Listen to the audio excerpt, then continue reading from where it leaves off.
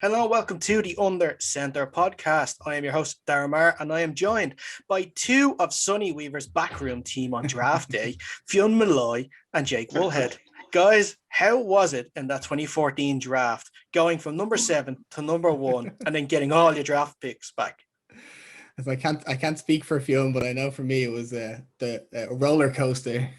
Yeah, planned it to a T. Can't believe it was to pull it off.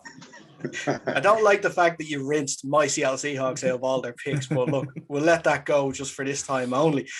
We have another packed show this week. We're going to be speaking a little bit about the crazy week that's been so far with the free agency.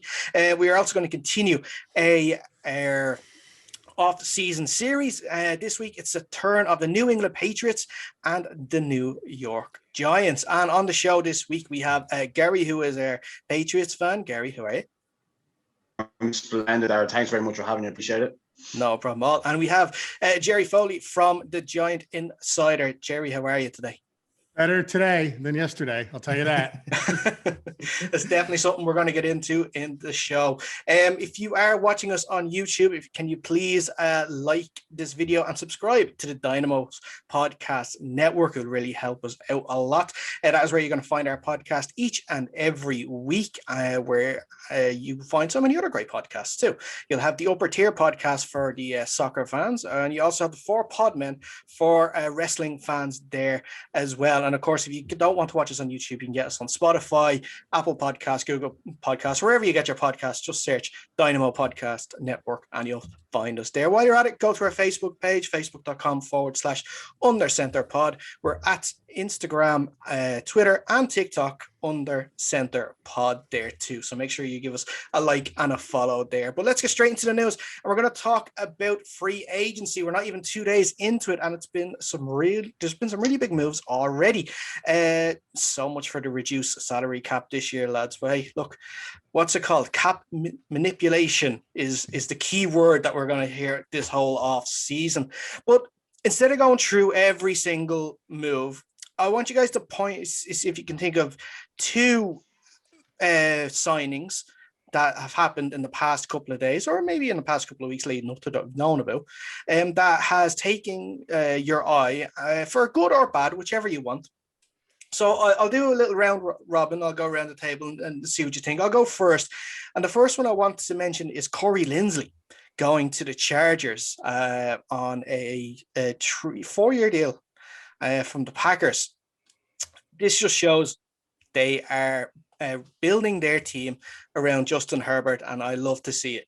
When you have a quarterback that gave the performances like he did last season, you have your guy for the next 10, 15 years. So you build your team around him. Again, not being a sour Seahawks fan, this is just how I see it, okay? But I think it's going to be great news for Justin Herbert. It's going to be great news for the new head coach, Brandon Staley. Now, there's still some work to do in terms of weapons outside of, say, Keenan Allen. They sort of need a few more, maybe wide receiver. And, of course, with Hunter Henry leaving as well, they're going to need probably a new tight end too. But that can still be addressed in free agents. Maybe if we go on to the draft, they can look at that too. But Fiona, I'll start with you then going around the table. Give me a move that you've seen in the past few days that has really caught your eye. Yeah, so for me, I think I'm going to focus on the Patriots. They went big and they went early, signed a load of guys on the first day. Some of them really nice moves. I like them a lot. And some of them really poor moves. I don't think they're so good. Jonnu Smith is one I thought was an excellent get. He's a fantastic tight end. They're going to have Cam Newton, I believe, at quarterback, or they might draft someone. But having a nice tight end is a great comfort blanket for any quarterback, no matter whether they're a veteran or a rookie. So that suits them really well down to the ground, no matter which way they go in terms of the quarterback room. 2 guys I didn't like. Jalen Mills, I thought they spent a lot of money for, considering he's an Eagle cornerback who hasn't covered himself in glory, really. And then also Nelson Aguilar. Now, he did have a better season last season with the Raiders, but historically has not led anywhere near the numbers and had a significant amount of drops. So I think they gave him, I believe, $13 million a year. That's a lot of money to pay a guy who really still has to prove himself as a good wide receiver.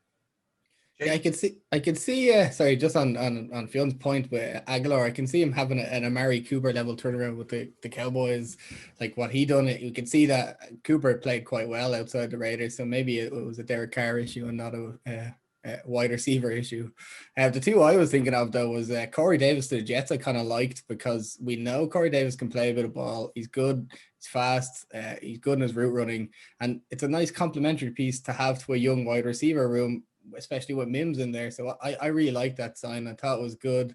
It still doesn't really show me where they're going in the draft. Are they going to go quarterback 2, or are they going to trade out, or what are they going to do? Is Sam Darnold going to be the head there on that team? We don't know. And then the other one I had written down here, it wasn't a signing, but it was a lack of a signing. And I thought Golladay would have been snatched up by now. I really, really thought he would. And Jerry, you could probably think that we were both probably hoping he would come our way onto the Giants team for a nice price. But I'm not sure whether he's picky or his price is too high. I seen a report that a lot of teams, they like him, but only at the right price. Yeah, Jordan Raanan even posted today that the Giants are interested, but for the right amount. I think Galladay is going to wait it out a bit. I know the Dolphins and the Giants are both interested. The Giants couldn't do anything until they locked up Leonard Williams long-term and got that $19 million cap hit down to 11. So I think they created about $8 million worth of space today just by doing that.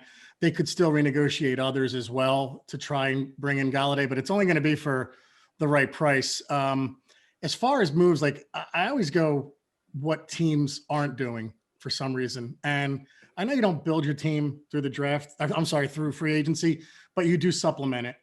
The Giants cutting Kevin Zeitler was a surprise to me. I thought they would renegotiate. And once they cut him, I thought that would mean that they were going to try and keep a Dalvin Tomlinson, and they didn't, or they couldn't, because and he got 22 million from the Vikings 2 years. That's not a crazy number, but also the team that shares the building with us, the Jets, they're making some moves, but they're not building the line, and I don't know what that means. I don't know if that means they're going after Penny Sewell in the draft and they're going to keep Darnold. That's fascinating to me. From everything I understood, they were going to go quarterback in the draft, but it's a lot about what these teams aren't doing as well. So those were a couple of surprises for me. I think the cutting of Zeitler, which I thought would free up enough money to maybe keep Tomlinson, and then the Jets not building their offensive line, but adding other weapons. So it's going to be interesting to see what these teams do, man. Yeah, I had, I'm sorry, do you want to finish? No, go ahead. Cool. What I would have said was, like, it's going to be hard for me not to say, oh, well, the best signings of free agency was all the Patriots players they just signed. But it was actually one Patriot that left the building and went to the Chiefs, and that was Joe Thuney. The interior O-line for the Kansas City Chiefs, especially, you saw what it was like in the Super Bowl. They got obliterated. You lose Mitchell Schwartz and Eric Fisher. It was the same day. I'm pretty sure it was the same day they lost the two guys. Yep. So to pick up Joe Thuney, 5 years, 80 million, was a bit of a stretch. Yeah, maybe it was. But if you look at the history of Patriots O-linemen going in free agency, they get paid. So that was one move. And the second move was sort of kind of under the radar, which was Josh Johnson of the Rams going to the Browns. Like last year and the year before, he didn't really have a great year. Like it was a spot of need for them. So obviously having Grant Delpit out last year, the safety from LSU, he's going to be back this year. Greedy Williams and Denzel Ward, and having the strong safety such as himself in there. In that Super Bowl year, he had 73 solo tackles, a pick, 8 passes defended. So like it is good. They did need someone at that strong safety position, and obviously you want to fill a place of need. So I'd say them two are my top free agency moves so far. Yeah, That's a good one. Yeah, I just know, Jerry, you brought up as well teams that aren't bringing in probably the people that they need is the Bengals. The Bengals have brought in Trey Hendrickson, and they have that was to replace Carl Lawson, though, to be fair. The one thing that they're not doing is they're not getting O linemen, and that is one thing that they need to do. Like how the Chargers are protecting Justin Herbert, Bengals are going to need to protect Joe Burrow because he's coming off a really, really bad injury. And obviously I'm guessing they've been in for some of these linemen that have gone early, but obviously they're not probably pushing the ball out enough to try and get these guys, because like that, if he's going to be your franchise guy, he's going to have to be protected for especially next season, which is going to be a big season to see if he can actually recover fully from the bad knee injury. Just a bit of breaking news actually before Fiona, get your second name. Two moves have will not become official, but we've been found out about. Lions wide receiver Marvin Jones is going to the Jaguars, and interesting one here, implications for other players. The Texans are signing Tyrod Taylor. So is that going to be Deshaun Watson's replacement in Houston? Because Deshaun Watson on the move. Yeah, we'll see.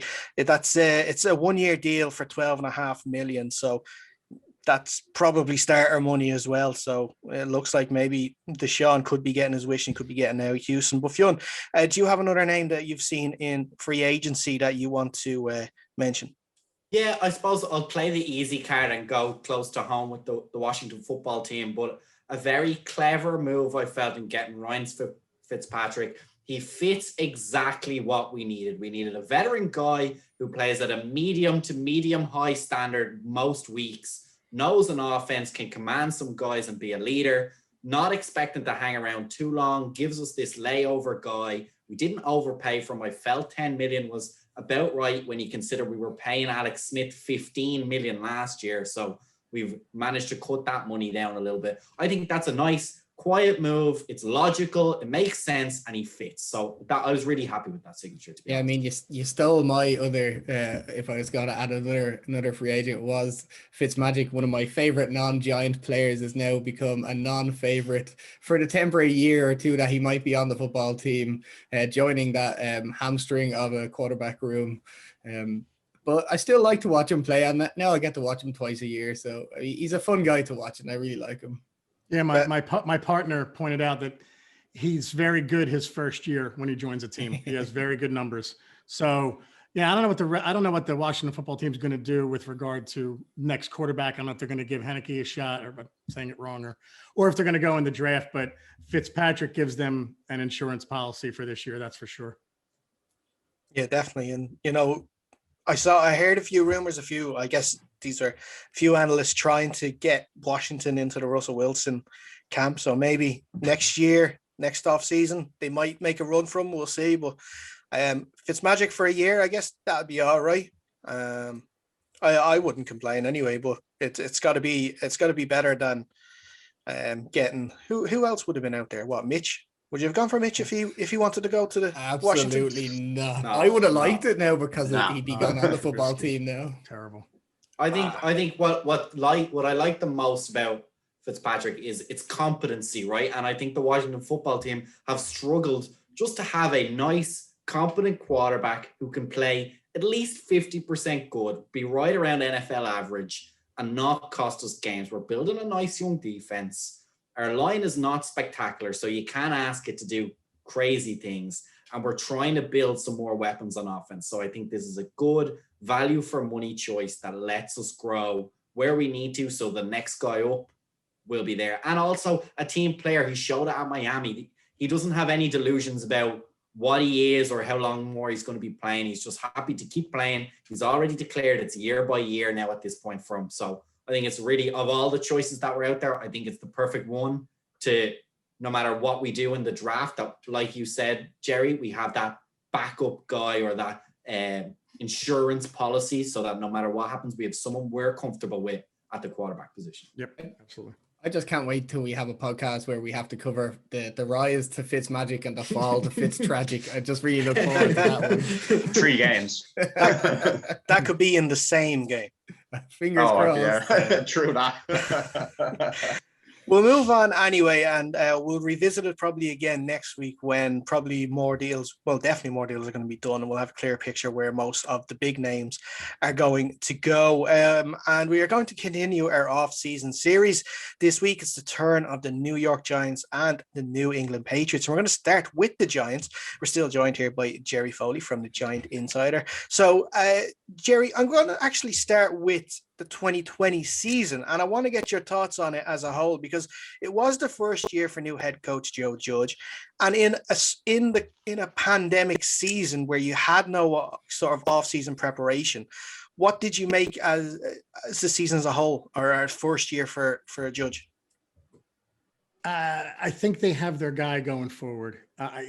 He was so impressive with what he did with that team. I mean, I think every Giant fan on earth knew that they were so talent starved in so many positions. No one expected the defense to play as well as they did. They don't have, I mean, Bradbury's very good. Leonard Williams turned out to have a very good season. And they're good in spots, but they don't have that superstar on defense, right? So the defense, Patrick Graham, the defensive coordinator, was very good for them. The offense was just terrible. And there's nothing that, Joe Judge he tried everything. I mean, he fired his offensive line coach mid-season because he wasn't happy with the way they were playing. So the one thing I love about Judge is he's willing to make changes quickly. But they were so talent starved. It was a miracle that they got to 6-10. I mean, there were points in that season early on where I thought this is a 2-win team. And to pull off a win against Seattle with Colt McCoy, even though he really just managed that game, that was all a defensive effort. They had a good draft coming into this year. Gettleman, you got to give him credit. The free agency brought in, and Bradbury, Martinez, Graham Gano, Kyler Fackrell. They were good, very good. It was an A to an A plus, and it was a solid draft. Andrew Thomas got better as the season went on. He really struggled early, but look, Joe Judge is. I think Giant fans, if they aren't sure about much. They're not sure about Daniel Jones. They want Saquon to come back healthy. I think 90% of Giant fans are certain that Joe Judge is the right guy to lead the team. So I thought he had a very good rookie campaign considering the circumstances. Yeah, absolutely. I love Joe Judge. I thought he was fantastic this season. He just had a lot of energy. It was a lot different than watching Pat Shurmur on the sidelines anyway. Yeah, I was going to say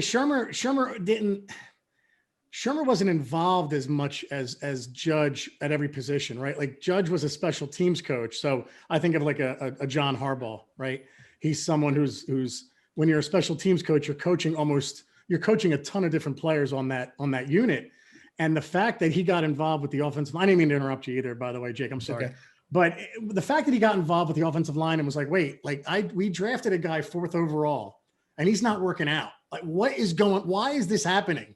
And the fact that he got involved, and you could see him, in practice. We're fortunate to have a press pass, so my partner Chris is at the practices, and he was all over the place. Like Shurmur would stay involved with the offense. Ben McAdoo was completely hands off and just let his coordinators do everything. Judge is involved in every aspect of the team, which is something I love. So sorry, Jake, go ahead. Yeah, no, I agree with you. I think he's just fantastic, and he's not afraid to do things that a lot of coaches wouldn't have the balls to do. Would be like benching your 4th overall starting tackle because he was late for a meeting and stuff like that. I mean, it's little things, but it starts building that culture that you really like to see, that other head coaches we've had in the past just hadn't got that in them to do. Yeah, and Golden Tate, right? He benched Golden Tate, and it didn't even hurt the team. It almost helped them in a weird way. And you thought like, oh, this is a good test. Here we go. His wife went to social media and said some things, and then all of a sudden he's benched, and it didn't hurt them at all. And actually Golden Tate didn't complain. He was pretty good about it.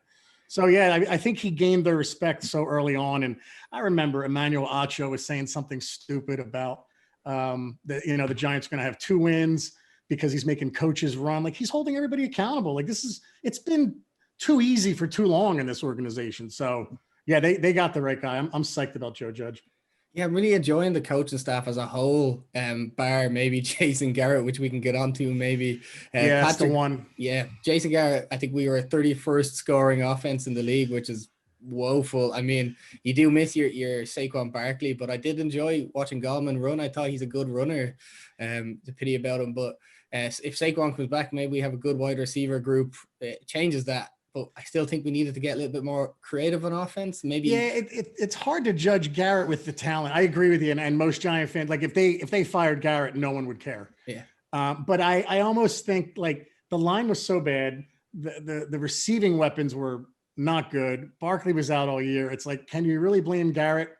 Yeah, for some things, but not everything. So I think that's why there's some leeway with him. But I get your point. If they had let him go, no one would have cared. Yeah, definitely. And then my only other thing, my criticism of Joe Judge would be he just doesn't seem to be aggressive in situations where you would like him to be aggressive. Some fourth down calls you would like him to go for, especially when you're in the opponent's territory. Make them moves. Well, on the Monday night game in Philly, when he at the last second ran his punt team on the field, I forget who it was, but he wasn't looking over. It was a wide receiver, was wide open. Yeah, I do remember that. I could see it happening where Riley Dixon's looking over at him like, come on, like look at me. And I forget who it was. It's going to kill me because I'm going to remember when we hang up. But anyway, plays like that, like I get what you're saying, but then there were times also though, right? Like I think it was against the Browns where he went for it on fourth and didn't kick the field goal. They did some weird things last year. Yeah. So yeah, I think there could be some improvement there. And I think when he went up against like the Cliff Kingsburys, that some of the younger coaches, Shanahan, I think he got his butt handed to him because the talent level on those teams were better and they had a really good coach. Like I thought he outcoached Peterson twice. I thought he outcoached Pete Carroll. But when he goes against a very good young coach and that team's talented, that's when he was exposed a little bit. Yeah, maybe it's just rookie head coach things. He's going to learn and grow from it. And that's just some things that he'll move on and grow and be able to change the things that he was kind of deficient at in that aspect. And now just the other thing I'd like to talk about is Patrick Graham and how much of a star he has been on this team. Man, I was so scared all these reports come out of Patrick Graham as being interviewed for head coaching spots and stuff, because I don't know what that defense is without Patrick Graham. Yeah, I mean, the last time they had a coordinator like that was Spagnuolo. Yeah, I love Spagnuolo. The first go round, yeah. And Spagnuolo is showing you what a good defensive coordinator he is now with Kansas City. So it's not like he forgot how to coach. But yeah, I mean, we went through so many bad ones. Perry, even though when they won that second Super Bowl in 2011, I thought Perry Fuel was terrible. James Betcher just wanted Cardinals over, and guys like Kareem Martin who were less than average, and he just had a scheme. And what's great about Patrick Graham is he wants to blitz, but he looks at that team and says, my second corner is not good. If I blitz, they're completely exposed. So he played a lot more zone than he probably wanted to. So he fell in love with zone a bit too much, if I had one criticism of him. But I thought what I like about Graham is he looks at the talent on the team and says, all right, what can we do with this? And it maybe isn't my favorite scheme, but I'll adjust to the talent around me. And that's the mark of a great coach. And they haven't had that probably since Spagnuolo the first time around. So yeah, definitely. I loved just some of the things he was calling. He accounted for players that were weaker by covering them with stronger, putting them in better positions to play and stuff. And that's just not, a lot of coordinators just don't do that. They don't want to, or they just don't have the mental capability to think that way. Yeah, one of the things that he did at the end of last season was, and we talk about all the time, Julian Love should have been given the cornerback shot earlier on. And that was a holdover from Betcher's stupidity, where Betcher said, no, he's a safety. And it's like, this guy won, what is it? He won the award for, I think, or the finalist for best cornerback in college. And he was predicted to go as high as the second round. He fell to the fourth. Like, that was a no-brainer for them to at least give him a shot at corner. And Betcher moves him to safety, and he was good at safety. But then they drafted McKinney, who ended up getting hurt. They brought in Logan Ryan, and now Julian Love was kind of the odd man out. They finally put him at corner towards the end of the season. Thought he played well enough to say, you know what, maybe even if we don't draft a corner, which I still think they will, we have something here where maybe he can be our second corner. Then they have Darnay Holmes in the slot. So. Yeah, that's another guy I wanted to ask you about. How did you feel Holmes did throughout the season? I thought he had his rookie growing pains, but again, I thought he played quite well, admirable in the slot corner position. Yeah, corner is probably one of the tougher ones to transition from college. And then the slot, if you think about it, right, the slot corner is covering a guy that can go either way. He can go left, right, go past you. It's hard. You have to be very shifty. And he's got the right size for it. He's physical. I thought he got better as the season went on. We felt that he was probably their best rookie last year. He ended up being their overall, when you look from game 1 through 17, Holmes was probably the best rookie. They'll have a lot of fun with him next year playing the slot and maybe alternating even with McKinney, because McKinney played the slot when he came in too. So I don't think Holmes is an outside guy, but I think they have potentially their slot corner for the next 3 to 4 years. Yeah, definitely. And then just I have one final thing as well. Just our O line. Like, how do you feel about Andrew Thomas? Like, where do we go at right tackle? The center position, it seems to be going well. And then Will Hernandez, where does he land in all of this? Yeah, I still can't believe that they let Zeitler go, because I thought he and Gates were their two best, the center. Zeitler, I thought they would have renegotiated his contract. I understand why they cut him, because it was a $12 million game and they needed the money, but I still thought they would have kept him. He was only 31. And then it's unanswered, the rest of it, right? You have Shane. Yeah. Okay. So if you go across the line, Andrew Thomas is going to be the left tackle, for better or for worse. Okay. And you just work with him and hope he gets better. Then left guard, they're probably going to go back to Hernandez there. And he's been a disappointment since second round, 2018. He's better in pass protection than Lemieux, but Lemieux was very good at run blocking. So, Hernandez is what he is. Hopefully he gets better. Gates, I think you're fine. I think he's settled. And he was a surprise because he was a tackle, really, and they moved him to center. That one worked. Now you're probably going to put Shane Lemieux at right guard. I thought Lemieux was better than Hernandez, but he was better in the run, not in the pass. The pass protection needs work. And then right tackle, they have, a very expensive Nate Solder or Matt Parrott. And it's like, okay, if we're going to go with Parrott, he flashed last year, but are you really going to hand over the job? So I can't believe I'm saying this, but I would not be surprised if, say the Giants bring in a receiver in free agency, if they went with Slater in the draft. So their line, I think, is far from settled still. So it's not, I don't feel good about it right now. Yeah, me either. I'm like, it's the right side is kind of scaring me, to be honest, especially against some of the D lines we face in the NFC East. They're quite strong. So hopefully Solder might work better on the right side than he did at the left side. And Thomas, even the left side, with now you put Hernandez back there. It's like, okay, we have Thomas and Hernandez. I feel good about Nick Gates. Like, okay, well, the pass rushers don't come usually over center. They come from left or right, and the Chase Young is going to come around on the left side of the offensive line, the right side of the defensive line. So I'm scared to death. Yeah, so, no getting around it. Yeah. Looking at the free agency this year, though, we've seen now. Obviously, yesterday wasn't too good for Giants, losing Zeitler, like you were mentioning, and also Dalvin Tomlinson to the Vikings.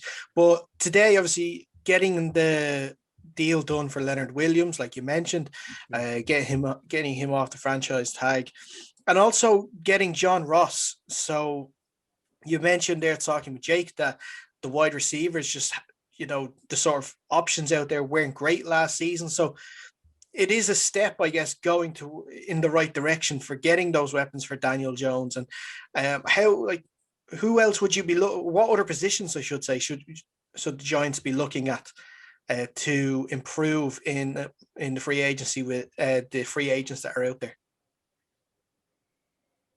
Jake or Jerry? Oh, Jerry, sorry. I'm sorry. So John Ross is a burner who hasn't lived up to his draft status. I think he was picked 7th in 2017 or so out of Washington. He was an absolute burner. I think he ran like a 4.2 something. It was ridiculous at the combine. 4.22. Right. There you go. Yeah. He's blazing fast, but he hasn't done anything. I think his best year was 2 years ago. I think he had like 400 or 600 yards receiving. It's nice. It's a nice addition because it's low risk, kind of medium reward, but that does not mean anything as far as like, we're settled there. And if they are, then they're completely tipping their hand that they're going receiver in the first round of the draft. Like, they cannot go right now with Darius Slayton, John Ross, CJ Board, Sterling Shepard, and say, okay, we're set. Like, they would have to go one of those big three receivers, Waddle, Smith, or Chase in the first round, or even Pitts, the tight end from Florida. So I still think they're going to sign somebody. I said all along it was going to be Samuel. Not because I want him, but because I think they'd fall in love with his versatility. And that'll be the big word. That'll be the buzzword. Always versatile. He's not an outside receiver, but he's versatile. I really hope it's Galladay. And I after they cut Zeitler, I felt like Galladay is going to be the guy. And I said, I'm 90% sure they will sign him now because of that move. So I started off saying Samuel being under the assumption that Zeitler was going to be there and still kind of hurt them cap-wise. But when they freed up that money and then signed Leonard Williams, thank God, longer term, I think it's going to be Galladay. I think they're going to get him. I think it's one way or another, it's going to work out because they almost have to. They don't have a number one receiver. And if they don't get him, then they have to take it in the first round of the draft. Gary, really quick, I have a question for you. Daniel Jones is talked about quarterback, not just in Giants fans, outside of the fandom as well. In your opinion, is there a clock on Jones yet, or does he still get more time to develop and progress? The organization loves him. Just so you guys know, I was at the draft when they chose him. I walked out. I was disgusted. I walked across the bridge in the rain in Nashville back to the hotel. Like I was nuclear. I couldn't believe they took Daniel Jones. His rookie year, he proved me wrong, I thought. Last year, he works very hard. One of the things, he fumbled the ball often. Last year, he improved that. He was a little careless with the ball last year. He improved that towards down the stretch. But when you look at his numbers, he had 11 touchdowns, 10 interceptions. Like that's like 1985 stats. Like that's unacceptable now.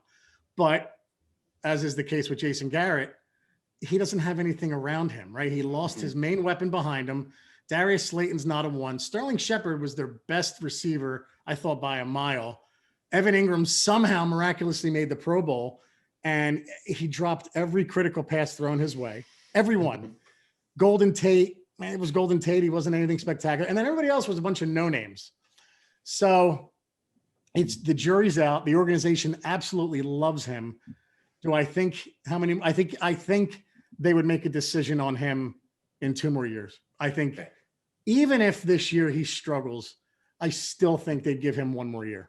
I think I agree with you. And that was going to be my follow-up question that you kind of addressed there. And your answer was, I think there's just too many holes at the moment that need covering to be worried about. Daniel Jones plays just good enough for him to not be a thorn in the side, not costed too many games. And there's way more cost-effective areas that need to be addressed before you get to him. I think I agree with your assessment on that. Yeah, like if he was on the Washington football team instead of Dwayne Haskins, they don't lose the games that he goes in. Like that, because the Washington football team is way more talented, except the quarterback position when Haskins was playing than the Giants were overall, like especially offensively. So I think because of the lack of talent around him, they're giving him a pass, and I don't blame them if they are. Plus he's there 2 years. He learned 2 offenses. So that hurts too. Who, just out of curiosity, who were you hoping they would have drafted in 2019? They could have drafted 7 to 8 guys, and I would have been fine with it. And like Josh Allen was there, I would have been fine with him. The defensive Josh Allen. Yeah. I mean, there were White was right before. Clellan Farrell. I'm trying to think of that, Jeff. It was Clellan Farrell went, I think, 4th to the Raiders. It was Devin White before Daniel Jones. Right. So when the Bucs took White, I was like, all right, we got Josh Allen.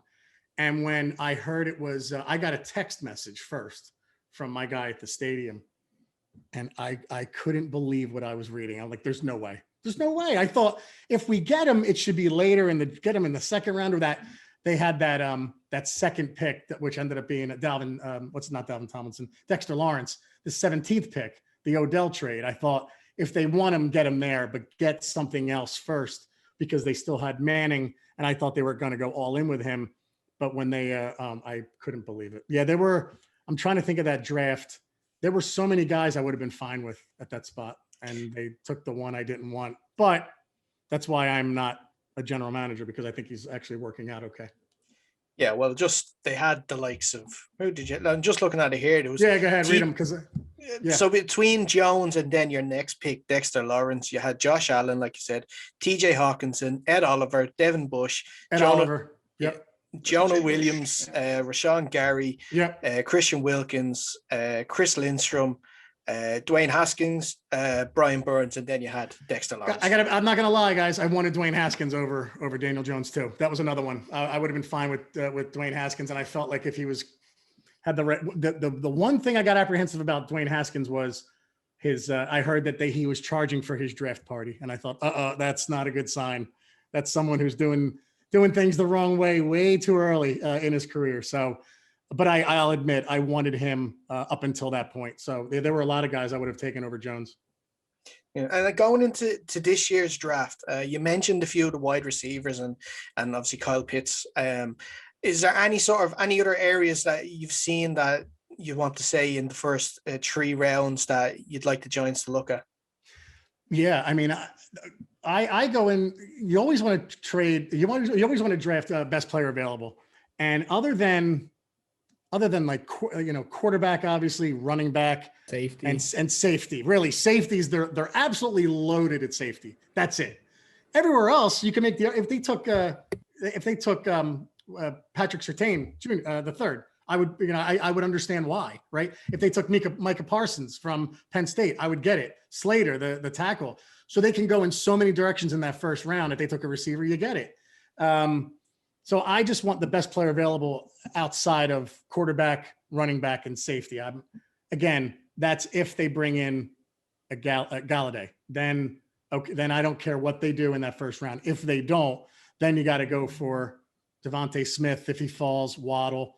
Jamar Chase, I don't think is going to fall. So whoever falls between Smith and Waddle or the tight end from Florida, Pitts, I would even take him, and maybe you can make him receiver.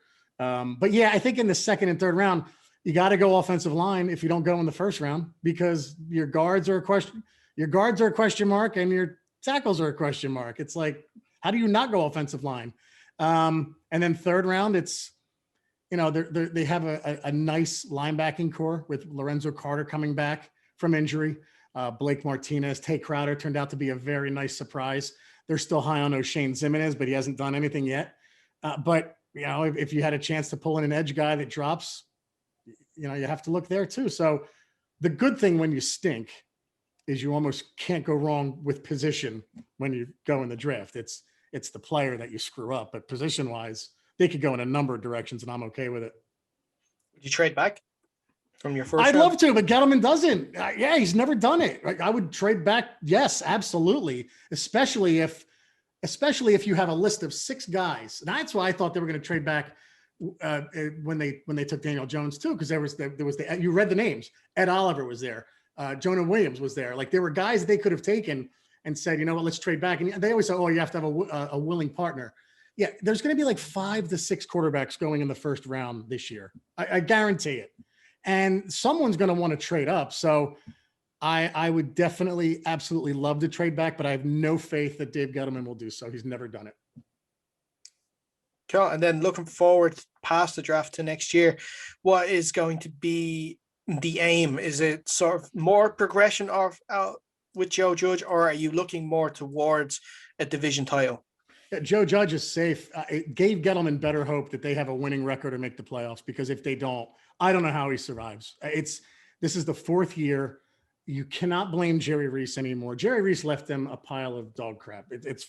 It's true. The cap was a mess. The talent was abysmal. First round pick misses, but it's year 4 now, Dave. You have to get this right. I think he started to last year with free agency in the draft. He's got to build on it. We'll see what happens with the rest of this free agency and the upcoming draft. But I think, 9-7, 10-6, you got to get there at least. He's got to be 9-6. It can't be 8-8 even. Got to be 9-7 for his job to be safe. And that's what I want to see. I'm tired of 7 out of 8 losing seasons, 8 out of 9 missing the playoffs. Like, enough's enough. Got to get better now. What have you done for me lately, Dave? Not much. Perfect. I think that is where we are going to wrap up our talk on the Giants. Jerry, thank you so much for taking the time to speak to us today. Before we let you go, where can people find your social pages? Absolutely. On Twitter, we are at Giant Insider, have almost 28,000 followers. Great group of followers that we have. We are on like you said, all the podcast platforms, iTunes, Google Play, Spotify, iHeartRadio. It's the Giant Insider podcast. And then we still have a newspaper that people subscribe to, very old school. You can, a lot of people like to, they say, read it on the toilet, as they say. So it's just go to www.thegiantinsider.com and you can subscribe there. Jerry, I just have one really quick question. How in the name do you send 79,200 tweets? Well, I have it's me and my partner, Chris, who's the beat writer. He has the access to everything. And, what's funny is he tweets out, I do most of the responding. So he'll tweet out the updates in the news and I'll respond to the fans. That's why a lot of times you'll see me sign my name. If I put something that I feel is a little controversial, I don't want him attached to it. And same thing, he does the same thing. We'll sign our names to it. Most of the time we agree on most things regarding the Giants. But like today, he got very frustrated with the Leonard Williams thing and he wrote, enough's enough. Let him go. And he wrote Chris. So it's two of us doing it. So that's pretty much how. Yeah. We had to ban Jake for the same reason. He was just too controversial. We didn't want to be attached to him. So he's not allowed to comment on anything. Well, to be honest, Chris, Chris was like a couple of times like, dude, you serious with that tweet? Like kind of joking around, but also like, I'm like, yeah, I know. I'm sorry, Chris. So I started putting my name next to ones that were a little more, colorful. So, yeah. I think that's what we're going to have to do for our page now. And just going to, even if I send one out, I'm just going to put Fion's name to it and just blame me. Nice. But listen, yeah, Jerry, thanks again for so much. Hopefully we can get you back on closer to the start of the season, maybe do a little review after we know the rest of the free agent moves and maybe some of the draft moves too. Absolutely. Would love to come on, guys. Thank you. And Jerry. Happy St. Paddy's Day tomorrow, guys. Happy St. Paddy's Day. Happy St. Patrick's Day. It's a weird one this year, but look, we'll try and make the most of it. Guys, we're going to take a quick break, and when we come back, we're going to start talking Patriots with Gary. Welcome back to the Under Center podcast with your host, Darmar, joined still by Fionn and Jake. And we are also joined by our New England Patriots fan. That's Gary. Gary, thanks for hanging on. I know you had to sit through a lot of Giants talk there, but look, listen, we're going to have to sit through a lot of Patriots talk, so I think it's a fair compromise. You have for the past few years, my friend, so, it was nice reliving those Giants victories in the Super Bowl. That was really helpful as well. I did see you stare off a little bit. I think you were just thinking about those games and just maybe crying a little bit inside about it, were you? Just seeing Tom Brady on the ground with Strahan above him in one and Justin Tucker in the next, just hit home. Let's not even go there with the helmet catch. Let's not go there with Manningham. We can go there. That's the thing, though, because so we can actually go there if you like. Please don't. The topic we're going to talk about now and bring me back to that hellish year of last year is going to be painful enough. Trust me. Well, yeah, let's go back in time and let's go back to the 2020 season. I know you don't like talking about the two Giants games, but how about we talk about Bucks and Chiefs instead? Yeah, it just gets worse for me here, doesn't it? At this stage, you planned this perfectly. It does a little bit because I know what we're going to be talking about in a couple of minutes. So I need to just get my shots in before you start boasting about what's been happening the last couple of days. But anyway, look, listen, tell us a little bit about the 2020 season, because I'm sure it was a strange year to watch, mostly because I know there was no Tom Brady there, but mostly that we saw that your team was human after all. Let's not go there. But it started with Belichick's dog at the draft. That should have been just a whole year of just being like, this isn't going to be what we expect. Having Belichick's dog main draft. And looks just by some of the draft picks, which I'm not even going to go into because that's a different story, that he probably made the draft himself. It was just, but we'll get into this season anyway. 7-9. So this is what the NFC East feels like. Yeah, it was rough from the start. From obviously the whole league was suffering with dropouts, but having the likes of Dante Hightower, Marcus Cannon, Patrick Chung drop out at the start of the year was never going to help the scenario of losing Tom Brady already. So if I go through the schedule here, it was. So I saw a great picture on Instagram. It was like a perfectly portrayed donkey, and then the set in half, and then the other half was just a 5-year-old child's drawn, and it really did sum up the season for me. You had Miami and the Seahawks games at the start of the season where okay, we lost the Seahawks game, but we were putting points on the board, and ever since then, that's where it really started and stopped. if you go through the rest of the year, losing to Kansas City with Brian Hoyer a quarterback, like when we could have had Stidham in there, was it like that was the game that Cam had caught? Can we say COVID? You can. Cool. On the I was like, yeah, demonetization, all that. Only if you say bad things about it. You'd also have to be monetized before you can get demonetized. Nice assumption there by myself. So you had Brian Hoyer, a quarterback, which really didn't help the scenario. Losing to Denver, San Francisco getting blown out, Buffalo where Cam fumbled right as we're going to make the game-winning drive. Jets win, or yeah, whatever. The Baltimore game where it was lashing rain, horrible conditions where the Patriots thrive. I was at a game there 2 years ago against Cleveland in the same sort of scenario. Them games again, it's giving you a false sense of security because anyone could lose that game to the Pats with the conditions that were being played, and they just run the ball.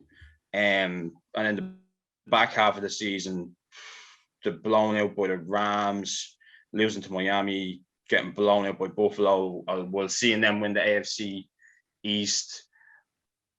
It's just pain on pain on pain. Well, look, I know pain on pain. Look, you're human. You're like most other sides now. But in all of this, and like in such a rebuilding year, where you sort of, I'm not going to say happy with Cam, but could you understand, like, okay, this is just something to get us through, something to keep us going, or would you have liked? Oh, them absolutely. Would you like them actually to have played Stidham or Hoyer instead? You drafted Stidham for a reason. You use a 4th round selection on Stidham. He sat for a year behind Tom Brady.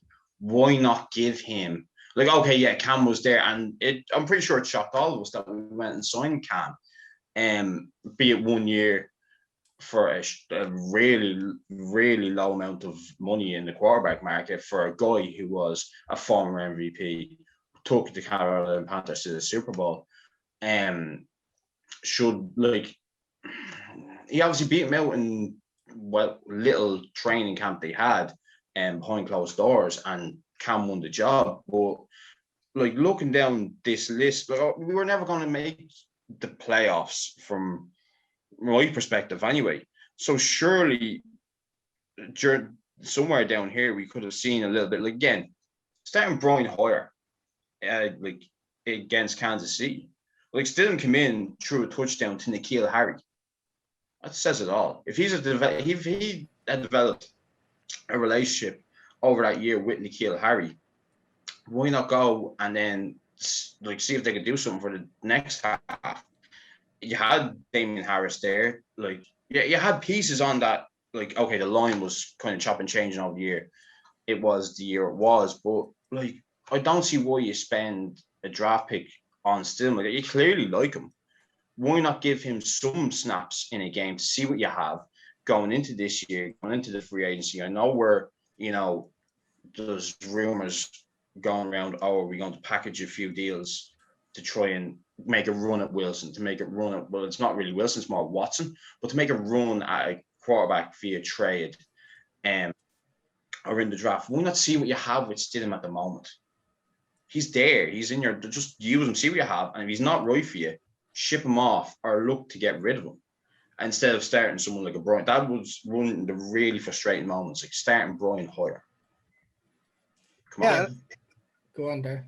No, I was just going to say, and now they're taking the steps to bring him back this year.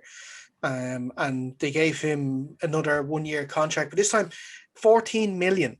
Like 14 million for Cam after his 8 touchdown, 10 interception year last year. I don't know what was more puzzling to me. It was paying Cam that money after that season, or another team paying a tight end 140 million. Yeah, it would.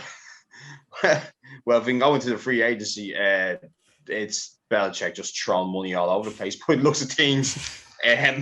He's found out there's a wallet and he can use it, and it's completely hilarious, and it should really go against the grain. The cap's been reduced this year of all years, and Belichick's like, ooh, look, another shiny new toy. Let me go buy this guy. It's completely puzzling. But yeah, like 1 year, 13 million is just it's trying to get in Belichick's head, and there's 4 people here who could try and try and try, and it just won't happen. Yeah.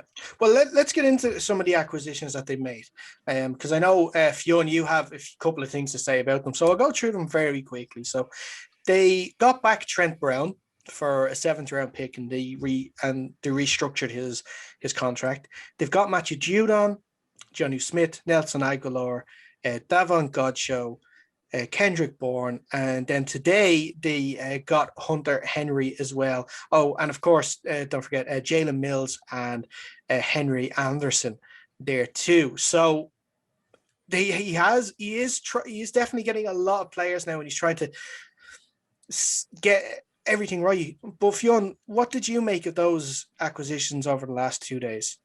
I think they were across the board. I really liked, as I mentioned, Jonnu Smith. I like Hunter Henry as well. That really screams to me 2 tight end sets, kind of mimic a little bit what maybe the Baltimore Ravens have been doing recently. And then I look on the other side of it, and like I mentioned earlier in the show, Mills and Aguilar, like they're fine players, but the price you put on them is what kills me. They're really depth players, in my opinion. You're not terrified putting them in the game, but they're not starters. And okay, they're not earning 30 million a year, but 13 million for Aguilar, who is world famous for drops. A guy in Philly said he'd rather catch babies thrown out of a building than put Aguilar there. That's how bad he was. Like, this guy is not far removed. Jake said, well, look at Cooper in the Raiders and how he blossomed getting away from that scenario. But Aguilar was in the Eagles before the Raiders, and he was cracked then as well. I just don't see how this guy has gone upwards. Eagles are famous for terrible cornerbacks.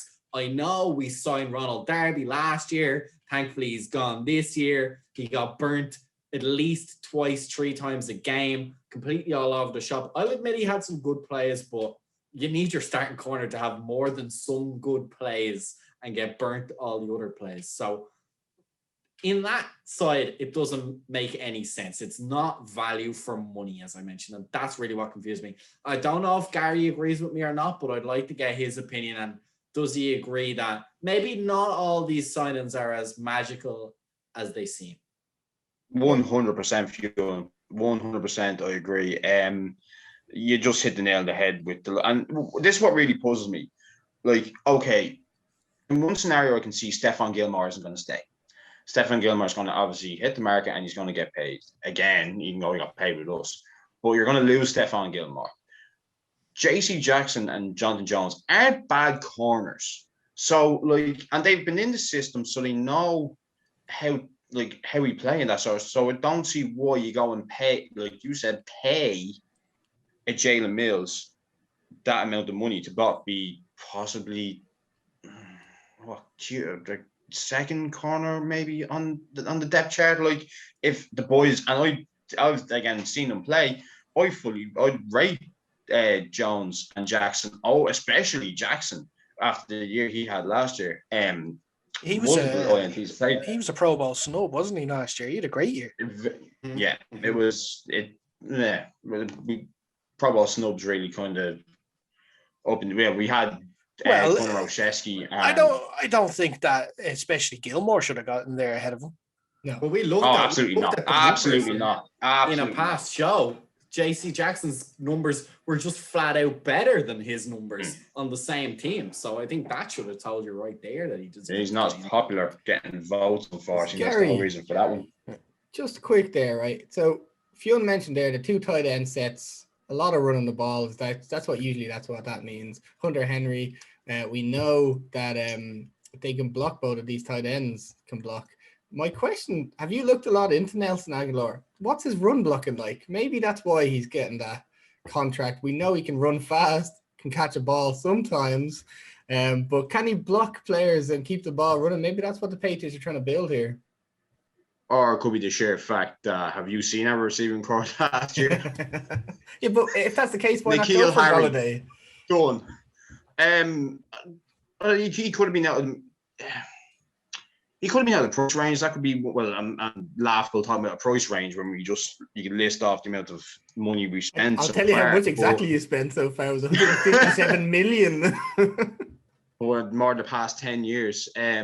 But it just like now, funny enough, there was a tweet there I saw today and said the parts aren't even close to being done. Another QB is coming, another D tackle is coming, another wide receiver is coming. Where by signing them by trade or by draft, Bill isn't done yet. So, well, no, maybe he's looking for someone better in the like. I wouldn't say in the draft, but I have a feeling that that first round pick is gone. I don't see us let's go into a second round pick. Bill Belichick is almost allergic to first round picks. We just trade down or give it away in the package. But I don't know, like them sort of receipt, like Nelson Aguilar isn't the tallest, like, you know, smart, like hoping that he can do the Brandon Cooks role from a few years back. But obviously he has no hands. So I'm the Aguilar one confuses me completely. Guys, like, I just jump in really quick here. According to sportsinjurypredictor.com, Nelson Aguilar, 51% chance he gets injured in the 2020. And what scientific do they? It's good stuff, guys. It's 51% chance he gets injured in 2021. And how do they measure it? With stats and numbers. Right. Okay. Yeah. We know that it always pans out. It's a predictor. It's sure. a predictor. Yeah. They're guaranteed to be. You make him run the same route 100 times. 51% of the time, he ends up getting injured from it. Gary, one thing I did there for the first time today, and literally an hour before the podcast, I turned on ESPN and watched SportsCenter and the NFL Live, the free agent frenzy or whatever it is, and they said that the Patriots are gonna go quarterback this year. Why would you go quarterback after paying so much money for Cam? Now, the one thing I'd like to ask you, Gary, as well is you mentioned Stidham. Personally, from what I've seen him, I don't think he is anything. I think the fact that Cam walked in and took the job says a lot about what Bill actually thought of him. Personally, I had a look at it, and I feel the only reason he's still there is he is an insanely cheap backup. He's like $1 million a year, same as Cam. He's on a 4-year deal. He's not a free agent until the end of next season. So I think that is probably the only reason he's still around, to be honest with you. I don't know if you agree with me. From the sounds of it, you don't. You seem to be pretty interested in seeing him a little bit more on the pitch. Well, you spent a 4th round pick. I mean, surely, and Bill's always the sort of person, again, no matter what, like Brady said for so many years. And okay, now we kind of find out that, you know, Tom Brady was kind of the Patriot way, if I say it in a little whisper. But no matter what round you're picked in, you're going to get your chance to play, and it's what you do with it. So, okay, I remember in Stidham's first year, he came in and again, everyone's going to laugh as soon as I say this. His first throw was a pick 6. So, are you going to base it solely off that? Oh, we threw a pick 6, or are you going to give him there? As I mentioned before, there were plenty of games last year where you could have thrown that last game against the Jets. Why? That could have been the perfect game to give Stidham a full shot to see what he had. Yeah. All the guys who were injured were back for that game. So why not give him that game to see what you had in him? If you had surely you had to learn something over the past 2-3 years. So why not just see what you have, get rid of him after this year, and then have a look at the free agency. It's a big, comedy thing now. The Pats are actually starting to use free agency. They figured out what that was. But go in and try and sign. We could have picked up Dalton there. We could have picked up Tyrod Taylor, just to use the last 2 examples. But we could have picked up one of them guys, a veteran there, and just kind of use them for this year and then see what's coming out in the draft in the next few years. Yeah, I agree with you there, Gary. I think you hit the nail on the head. For me, why you play Stidham over, say, someone like Cam is you gain a lot more out of playing Stidham, giving him that playing time, because if he does shine, then you've got a cheap guy. You can extend him if you want cheaply, and you think you might have the guy. Where we've seen the past season that Cam hadn't played great. Now, whether he can turn this around with all this talent around him is a different story, but having Stidham play there, you gain a lot more value knowing what he can do, so you can move on from your backup quarterback, maybe draft your next replacement for him and keep Cam or whatever you want to do there. But it's the same way in I think it was 2018 when Geno Smith was starting over Eli Manning, and didn't give the start to the third round quarterback that we had. We knew what we had in Geno Smith. We didn't know what we had in the third round quarterback. So you gained the value there by playing the younger guy. Well, can I ask you this question though? I think maybe the ship has sailed possibly on them doing this, because you had your chance last season when you didn't really have a lot of weapons there around Stidham. But now that they've spent so much money and they're investing so much money into the team in this offseason, I don't know whether they can or they should take the chance with an unproven quarterback when you have, like I said, when you have all this firepower there available. Would it not be more, would it not be better, I should say, to keep Cam? At least you know what you're getting from Cam. I know it's probably not going to be the same. It won't be the same as last year. I know we like to joke about Cam, 8 touchdowns, 10 interceptions, whatever, blah, blah, blah. But he's a year into the Bill Belichick system. So he'll have to be better next year, surely. Surely, but you see, I don't want to put a lot of blame does lie with Cam Newton as well. But another interesting, part in this that hasn't been really brought up, Josh McDaniels. Maybe it just didn't click with Cam. Mm-hmm. The utter frustration at seeing Josh McDaniels on third and half the field to go calling a screen pass really didn't help the situation. Mm-hmm. Now, was he not putting the ball in danger, or was he just more, Tom's here, Tom knows what to do sort of thing? Was he leaning so much on Tom that when Cam came in, he was like, his mind drew a blank? I don't it's interesting. I said last year was as much of a rough year as you want to say it was. Everyone had a rough year. It was a year of a pandemic where nothing, there was no flow to the year. So I don't know, maybe with a full off season now we give, and for signing Cam for that money, I don't know, does it hurt to give him a shot with the talent we have?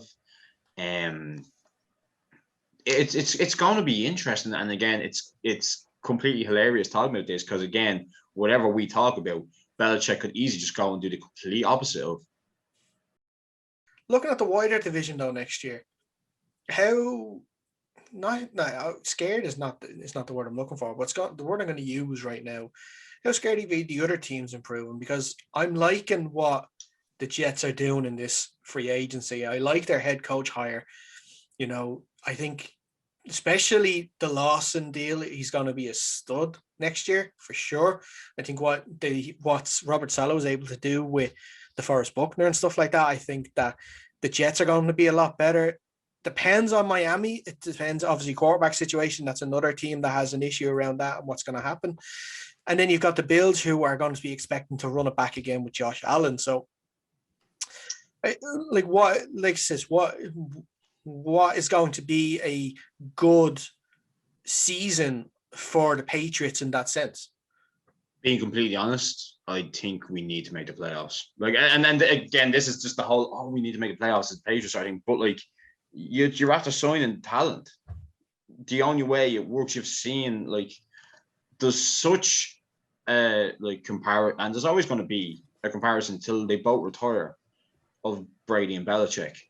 Well, hold on. Belichick had a 7-9 season last year. Brady won the Super Bowl. Brady does whatever next year, probably runs close enough back to the Super Bowl. The Patriots, after signing all this talent, let's say don't make the playoffs. Well, that just is a massive stain against Belichick, because they're going to be compared for their whole careers apart, no matter what anyone wants to say. So, but in terms of the division, it's definitely, I think it's the Bills for me. The Bills are the team that you would fear. They're such an overall complete team. It's even seen last year. Okay, as I mentioned before, we had that game, the 24-21 game, where Cam fumbled. I think it was on the 10 or it was definitely the red zone. He fumbled the game away per se, but that second game they beat us down, and there was just no answer for them. So, and that was on that run where they started to really gain confidence, which obviously took them to the AFC Championship game. Like, that's the team. That's the team you're looking at that could run the division for the next year or two, like a few years, depending on what moves are made. The Jets. Like, okay, the Jets have always made good moves, but were they third in the draft? Second. Yeah. They have their question themselves. What are they going to do? Are they going to take a quarterback? Are they going to, try and give Darnold some help on the O-line? Like, whatever they do in the draft, like, it'll really show their intentions going into next year. Are they going to ride with Darnold, or are they going to get one of the quarterbacks, whether it be Justin Fields, Trey Lance? It could be anyone they pick. Are they going to go and get another weapon for Sam Darnold in one of the Alabama boys, or Jamar Chase? So, like, it's still a young enough team, and I still think, like, I'm even looking down the schedule here now, like, as we speak, there's a lot here. Atlanta, Carolina, like, it all depends on, like, you have young QBs. We have Jacksonville next year with Trevor Lawrence. Okay, Trevor Lawrence is going to be good, but I still fancy Bill Belichick taking on a rookie QB. It's been shown before he can win those sort of games. So yeah, Buffalo is the team to beat now. As horrible as I know there's so many people that are loving me saying this. Buffalo are the team to beat in the AFC East, and yeah, let's just leave that one there. Buffalo team. You'll keep a half an eye on the Jets. We'll see what happens. The Jets could continue to be the Jets. We'll have to wait and see. But I think that's a good place to leave it. Gary, thanks so much for coming on today and talking about New England. You know what? I have to say, for a New England fan, you're actually not that bad. So I think we'll probably have you on again. He's certainly hopefully. Especially if they make any more acquisitions. Maybe if they do get that QB. She'll have me on tomorrow. We'll have to wait and see. We'll make more moves. I might have you on in 20 minutes with the way they're going at this way. But that is a good place actually to call the show this week. Before we go, if you are watching us on YouTube, if you can you please like this video and subscribe to the Dynamo Podcast Network? That is where you're going to find our podcast each and every week. We're also on Apple Podcasts, Google Podcasts, Spotify, all of those places. Just search Dynamo Podcast Network. You'll find us there. Also go to our Facebook page, facebook.com/UnderCenterPod. Or we're also Instagram, Twitter, and TikTok, all at UnderCenterPod. You go on, so say you'll see we put up some top 5 videos, sections of the show. Must say, got a lot of hate from my top 5 wide receivers last week. Saw that one. So much hate for that, and got a little too personal at times. But look, and I had Lamar Jackson at run. Yeah. You purposely trolled, and because I put in someone like Terry McLaurin, I was the one that was hounded out of here and was told I shouldn't have an opinion. Yeah. Well, that's what you get. Either go big or go home. Don't pretend like you're going to troll. If you're going to troll, go and do it. You go did. Big or go home. You did. And then they were just like, yeah, whatever. Yeah. Next up. Okay, no, he's getting there. But yeah, so follow us there. You'll see those videos and you'll see sections from the show and updates. We are updating all the big free agent moves as they are happening over the last week, especially on our Instagram story. So keep an eye out for that too. Fiona and Jake, thanks as always for coming on. Thank you very much. That is it for another show. Make sure you tune in again next week. We're going to be talking about another 2 teams and their off-season needs. But until then, stay safe and we'll speak to you soon.